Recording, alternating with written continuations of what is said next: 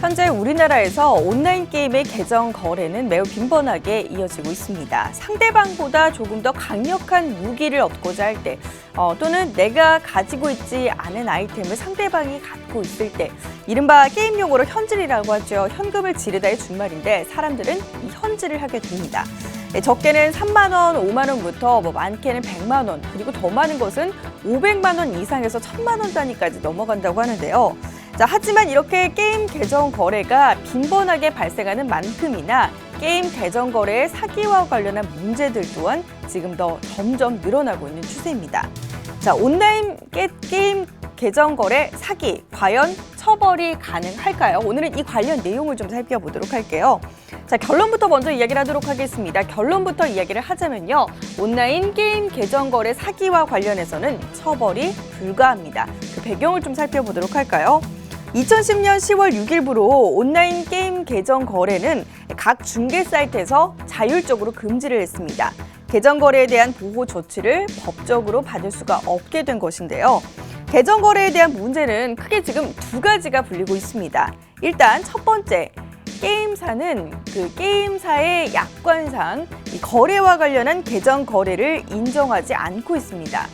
서비스 제공자의 약관에 이미 그 내용을 명시를 하고 있는데, 계정이나 게임 내 재화들의 거래를 인정했을 경우 피해가 나타나게 되면 그 피해가 정말 눈덩이처럼 불어나기 때문에 게임 사들에서는 이것을 미연에 방지하고자 이처럼 약관을 통해서 게임 간의 재화 거래를 금지하고 있습니다.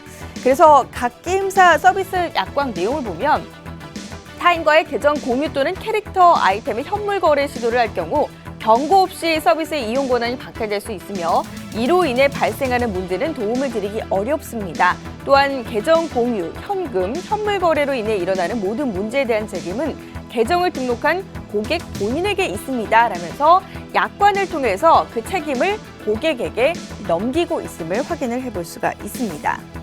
또한 현금 거래 자체를 인정하지 않기 때문에 앞에서도 이야기를 했지만 보상과 관련된 어떠한 부분들도 기대를 할 수가 없고요. 사실대로 현금 거래를 했다라고 인정을 하는 순간 게임과 관련한 자격 또한 박탈당하게 됩니다. 두 번째입니다. 형법상으로 계정 거래가 불법이라는 조항 자체가 일단 없습니다. 따라서 계정 거래 도중에 불미스러운 사건이 발생한다고 할지라도 처벌할 법조항이 없기 때문에 형법상 법을 집행할 수가 없습니다. 다만 간혹 사기죄로 묶이기도 하는데요.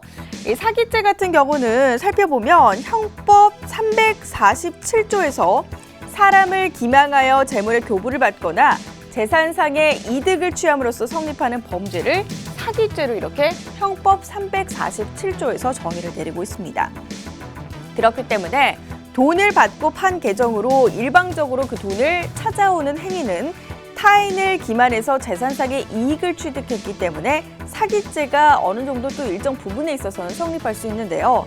다만 사기죄를 입증하는 데 어려움이 굉장히 따르는 데다가 일정 시간이 지난 뒤에 계정을 찾게 되면 사기의 의도를 명백하게 증명할 수가 없기 때문에 사기죄로 신고를 하더라도 사기죄로 이렇게 처벌을 받는 경우는 굉장히 드물다고 합니다.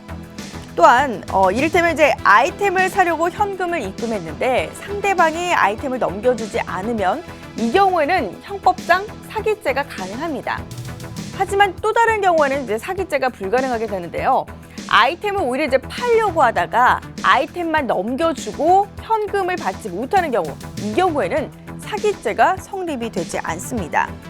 사기죄 같은 경우는 성립하기 위해서 재산상의 재물이나 이득이 바탕이 되어야 되는데, 현금과 달리 사이버머니에 대해서는 현행 법률법상 이를 재물이나 재산상의 이득으로 인정하지 않고 있다는 점도 형법상으로 처벌을 받을 수 없는 이유고요. 이 경우에도 재산상의 피해가 나타난 것이 명확히 아니기 때문에 이 경우와 관련해서는 사기죄가 성립이 되지 않는 것입니다. 따라서 아이템 교환 약속을 지키지 않은 경우를 비롯해서 아이템을 빌려간 후에 돌려주지 않은 경우 재산상의 피해가 있다고 볼 수 없고, 개인의 소유도 아니기 때문에 범죄로 처벌을 할 수가 없게 되는 것입니다. 자, 온라인 게임 그 계정 판매와 관련한 문제는 이전부터 사실 오래전부터 제기가 되고 있었습니다. 하지만 아직까지 근본적인 해결책은 마련하지 못한 상황인데요. 일부 계정이 이제 수백만 원 이상으로 거래될 경우도 있기 때문에 일부 게임 유저들은 이 피해를 막기 위해서 공증이라는 절차를 거치기도 합니다.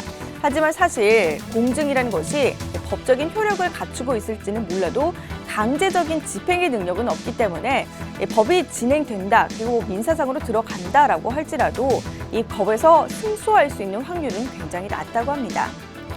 게임사가 직접 캐릭터와 관련된 교환 서비스를 제공하는 것이 어렵고 또 어차피 이 계정 거래를 100% 막을 수가 없다면 지금 같은 상황에서는 유저들이 피해를 입지 않도록 최대한 완전한 환경을 만들어주는 것이 게임사가 할 일이 아닐까 싶은데요. 이번 기회에 피해를 막기 위한 최소한의 안전장치가 무엇이 될지 우리도 모두 함께 고민을 해봐야 될 것 같습니다. 지금까지 팝콘 경제였습니다.